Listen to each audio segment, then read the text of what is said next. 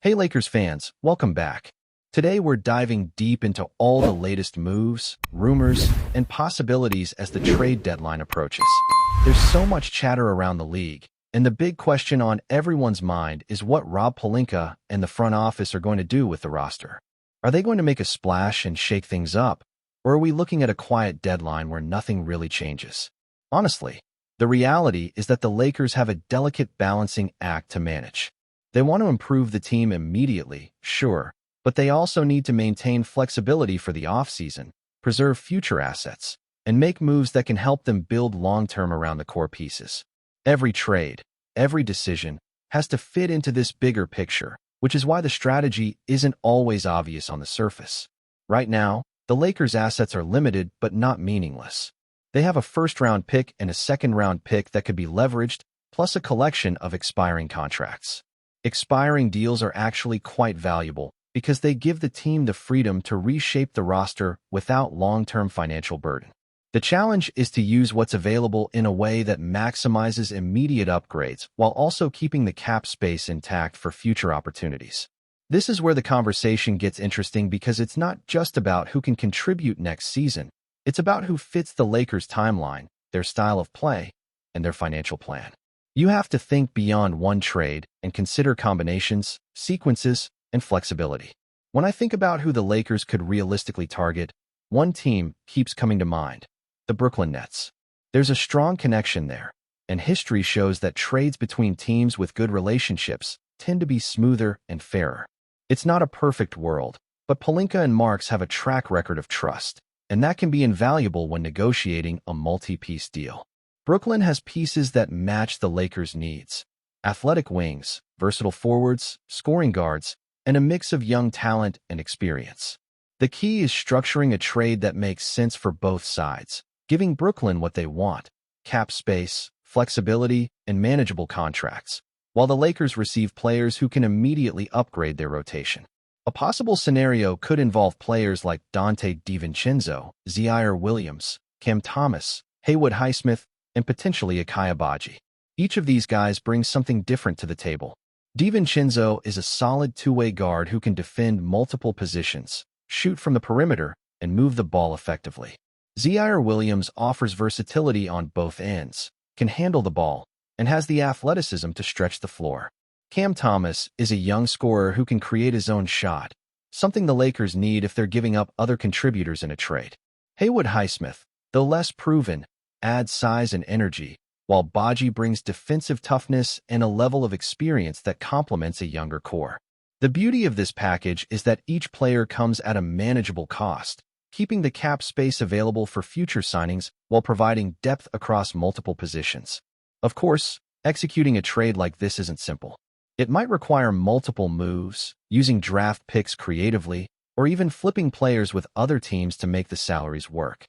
The Lakers have done this before, like trading with Utah multiple times in a season, so it's not unprecedented. The goal would be to assemble a package that gives the Lakers rotation upgrades at every level without jeopardizing their financial flexibility. If structured correctly, this could completely reshape the roster and give them the depth needed to compete at the highest level next season. And it's not just about immediate impact. These moves could also position the Lakers for long-term success, giving them young, versatile pieces to build around while keeping the option open to chase stars or make strategic free agent signings. Looking at the potential contributions, you're essentially talking about a revamp of the roster. Imagine a lineup where you have athletic wings who can defend multiple positions, big men who can anchor the interior, scoring guards to provide instant offense, and versatile forwards who can fill in wherever needed.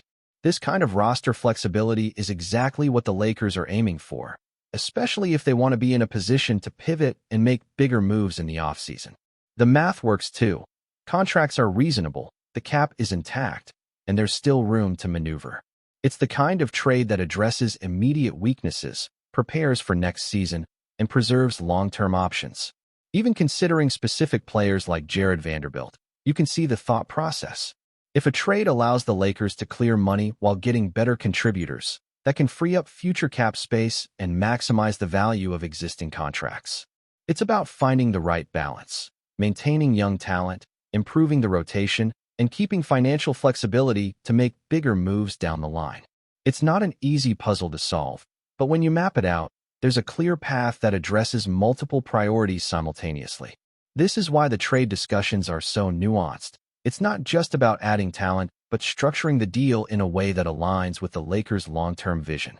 So, as we approach the deadline, it's all about timing, relationships, and creativity.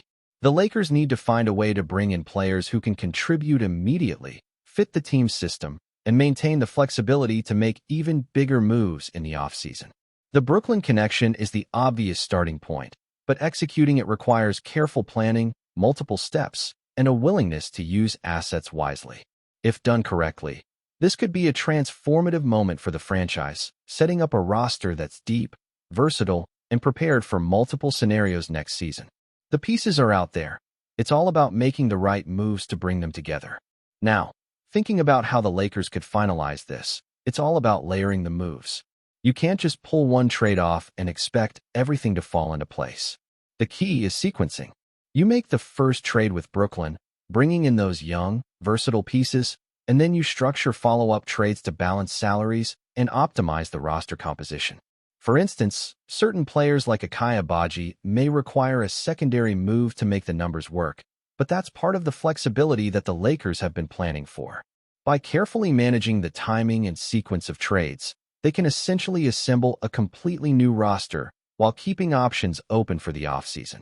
It's a strategic chess game, and the front office has shown in the past that they're willing to think several moves ahead. What's fascinating is how each piece in this hypothetical trade addresses a specific need. For example, Zaire Williams is more than just a young wing. He's an athletic, two-way player who can guard multiple positions and contribute on both ends of the court immediately. That's exactly the kind of player you want in a system that prioritizes versatility and spacing. Cam Thomas, on the other hand, provides instant scoring off the bench. He's the kind of guard who can create his own shot, something the Lakers desperately need if they're going to maintain offensive balance after moving certain veterans. Haywood Highsmith brings energy and defensive potential, while Donte DiVincenzo is a reliable two-way guard who can stabilize rotations and help defend elite perimeter scorers. Every player in this package has a purpose, and that makes the trade compelling. At the center position, adding a Akai Abaji or a comparable interior presence changes the dynamic for the Lakers immediately. You're talking about someone who can protect the rim, switch on to multiple positions, and provide toughness inside. This isn't just about filling minutes. It's about upgrading every facet of the team's defensive identity. Combine that with the wings and scoring guards coming in, and suddenly the Lakers have a roster that can match up with anyone in the league, while still preserving the ability to make further moves in the offseason. The depth created here isn't superficial. It's meaningful, strategically constructed, and addresses multiple gaps that have been exposed in recent seasons. Salary structure is another critical part of the equation. Each incoming player has a reasonable contract, which keeps the team under the cap and preserves the ability to pursue bigger moves later. The beauty of targeting expiring contracts or modest salaries is that you can add impact players now without sacrificing future flexibility. It's all about balancing the short-term competitiveness with long-term strategy. For instance, if the Lakers bring in Zaire Williams and Donte DiVincenzo, they can absorb their salaries while still maintaining room to sign or extend key contributors down the line. That's why the cap management piece is just as important as the player evaluation piece. There's also the ripple effect on other decisions. By restructuring or refreshing the roster with these targeted trades, the Lakers create opportunities for internal development and rotation adjustments. Veterans who were previously relied upon heavily can now have their minutes managed more efficiently, while younger players are given a clear path to contribute meaningfully. This creates a more balanced team culture and a sustainable rotation model. Essentially, it's about reshaping the roster to be smarter, more flexible, and more capable across the board. Each addition isn't just for depth. It's a calculated piece that enhances the team's overall structure. Even when you look at the secondary moves, like converting Jared Vanderbilt's contract or using draft picks strategically, it's all part of this layered approach. You can see how each decision flows into the next, ensuring that the Lakers are not just reacting to the trade deadline, but actively engineering a roster capable of contending at the highest level. The brilliance of this strategy is in its adaptability. The Lakers can adjust on the fly, pivot to new opportunities, and still maintain a core plan for the future. It's the type of forward-thinking management that separates good organizations from great ones. The potential impact on team performance cannot be understated. With athletic wings, scoring guards, interior toughness, and multi-positional versatility, the Lakers suddenly have the tools to control both ends of the floor. Offensively, they gain floor spacing, shot creation, and the ability to rotate scoring threats efficiently. Defensively, they can switch, help, and protect the rim in ways that were previously difficult with the older, more rigid roster. This isn't just an incremental improvement. It's a transformation in how the team can execute strategy, adjust in game, and maintain competitiveness throughout a grueling season. Furthermore, this plan also leaves open room for star acquisitions in the future. By keeping cap flexibility intact and only committing to manageable contracts, the Lakers position themselves to pursue top-tier talent if the right opportunity arises. This dual approach, improving the current roster while maintaining the ability to make bigger moves, demonstrates a clear understanding of both immediate and long-term goals. It's a balance of patience and boldness, something that the Lakers front office seems keenly aware of, especially in a league where timing can define championship windows. Even when considering player development, the potential additions here are a perfect fit. Young players like Zaire Williams and Cam Thomas have growth potential, but they also bring immediate contributions. This combination allows the Lakers to develop talent within a winning culture while simultaneously addressing holes in the rotation. Players aren't just added for potential. They can impact games right away, which is critical for a team looking to compete now while still planning for the future. The balance between readiness and upside is precisely what makes this approach so compelling. Finally, if you step back and look at the bigger picture, the Lakers are positioned to execute a multi-layered, strategic overhaul without overcommitting or jeopardizing future flexibility. Each trade, each addition, is purposeful, and collectively, they create a roster that is more athletic, deeper, and capable across multiple scenarios. The trade deadline isn't just a moment to react. It's an opportunity to reshape a team for sustained success.